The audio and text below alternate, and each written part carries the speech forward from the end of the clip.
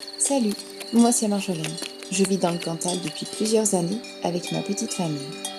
On y a un mode de vie rural, près de la nature. Chaque saison y est merveilleuse et elle impose son rythme. L'été est la période où il y a le plus à faire. On est donc très actif. Les jours sont plus longs et il fait plus chaud. Les paysages changent, les agriculteurs s'activent pour le foin de l'hiver. L'odeur de l'herbe sèche dorée au soleil s'élève de partout.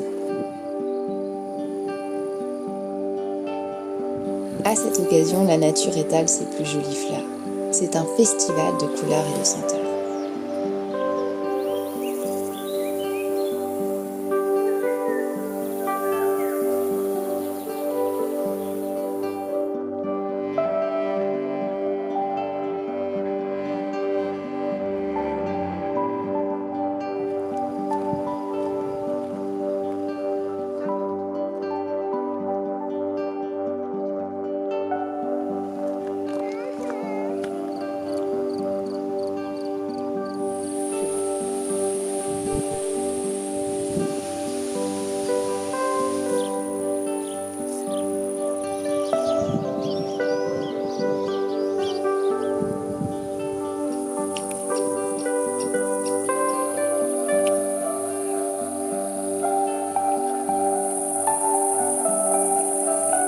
L'été, c'est la période où les cours d'eau vous appellent. Le doux son du roucoulement, sa fraîcheur, parfois saisissante, la vie qu'elle cache et cette sérénité qui s'empare de vous. Dans certaines rivières, l'eau est glaciale. Votre cœur s'emballe à son contact et elle vous fout cette gifle qui vide la tête et tonifie votre corps.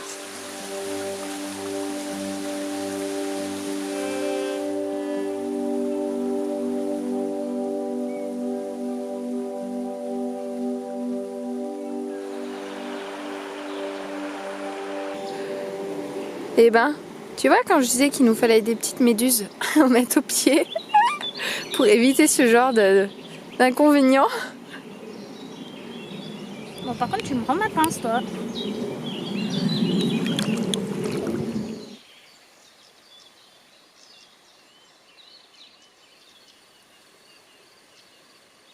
Parmi les activités, il y a eu le jardin potager. C'est pour nous un incontournable de l'été. Il a occupé beaucoup de notre temps.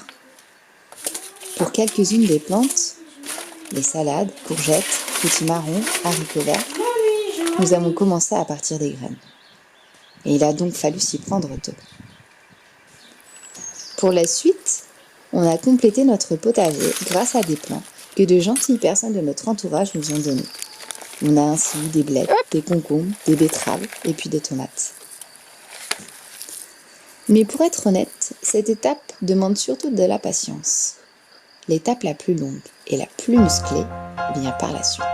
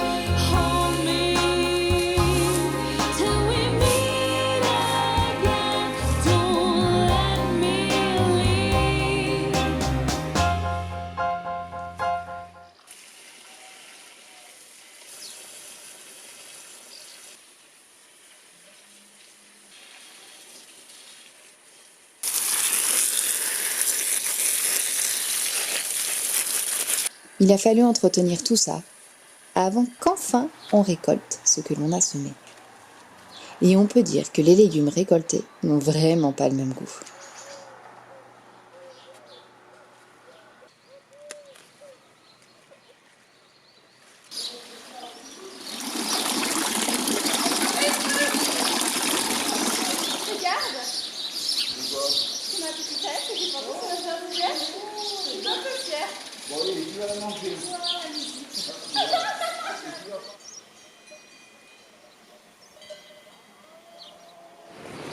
Durant ce mois et demi d'été, nous nous sommes tous lancés un challenge d'arrêter la voiture. Il y aura sûrement une vidéo sur cette expérience, qui était plutôt difficile. Mais elle a été également merveilleuse. Le soir, lorsque la vie se calme, il flotte une ambiance si apaisante, si douce. Nous nous arrêtions aux graines de nos inspirations pour observer les couchers de soleil.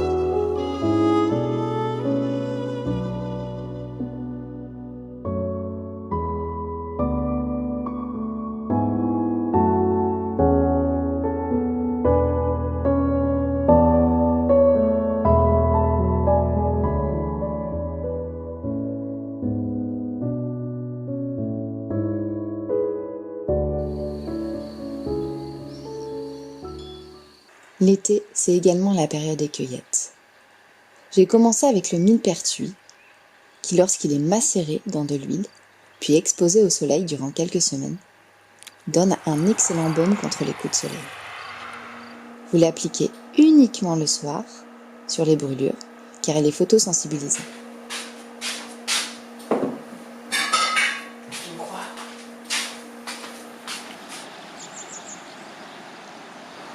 Puis il y a eu la menthe.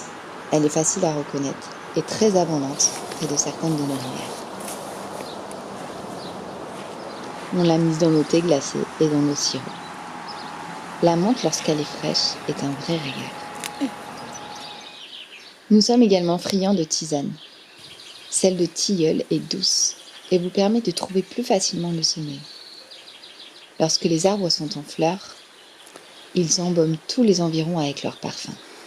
Et ils attirent beaucoup d'insectes. C'est une cueillette plutôt longue, mais elle vaut vraiment le coup. Il y a eu également ces autres cueillettes, moins sauvages, mais tout autant fastidieuses. Le ramassage des groseilles et des cassis. C'était pour moi la première fois. C'est long, c'est vrai. Mais ce qui est agréable, c'est de les grignoter directement.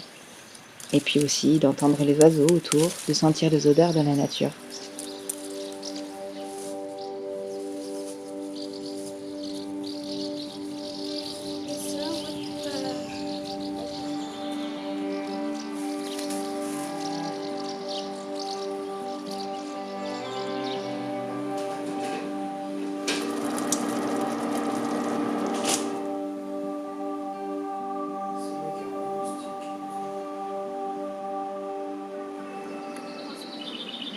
Oh, c'est trop bon. Voilà,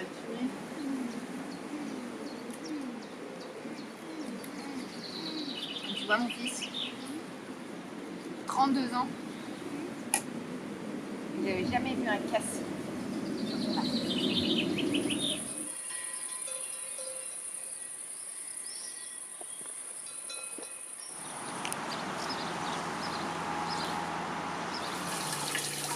On s'est pris durant tout ce temps libre d'une nouvelle activité, la lessive à la main.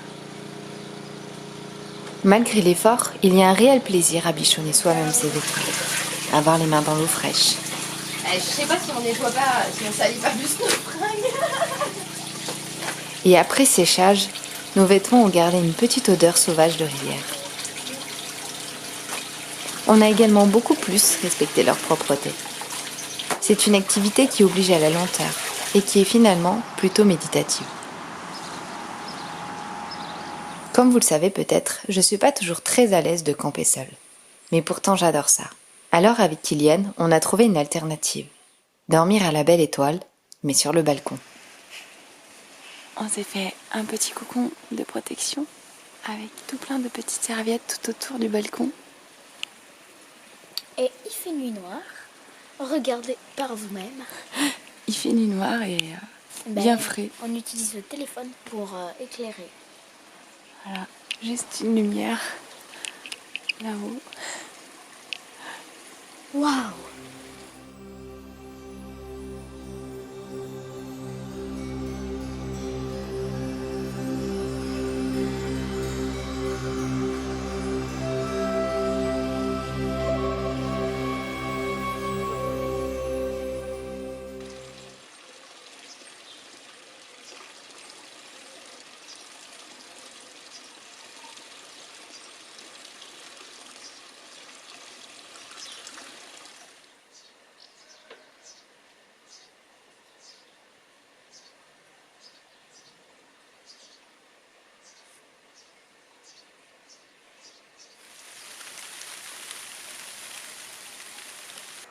Alors là, ce que vous voyez, c'est un grand élan de productivité.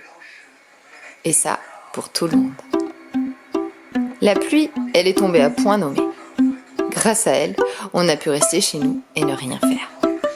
Genre vraiment rien. Je sais pas si vous aussi vous connaissez ces jours. Dites-moi-le dans les commentaires.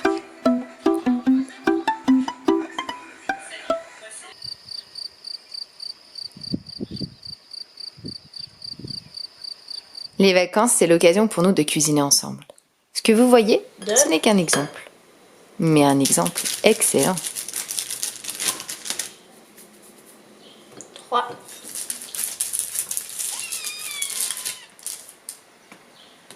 6. 7. 8.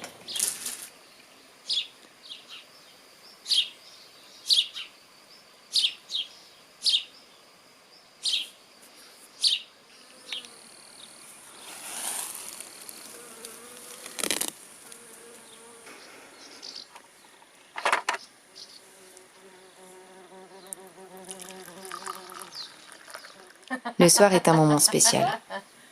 Après la balade, il n'est pas rare que l'on prenne une tisane. Pourquoi pas de serpolet ou de tilleul. Le soleil est couché et les dernières lueurs tombent pour laisser place à la nuit. Oui.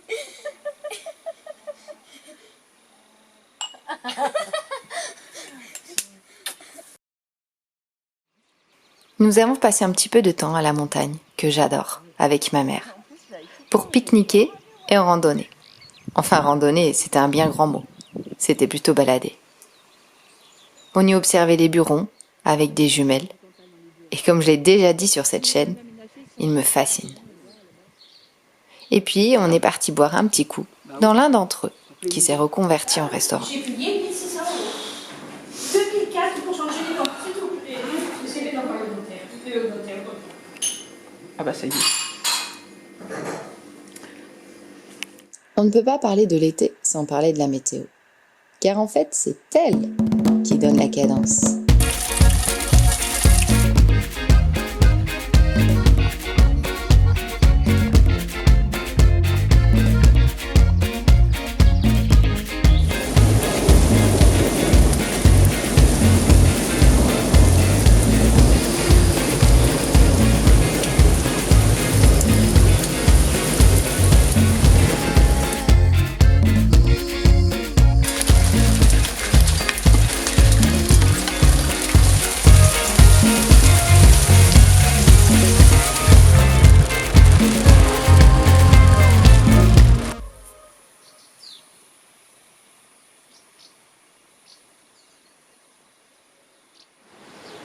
Ah, c'est chouette.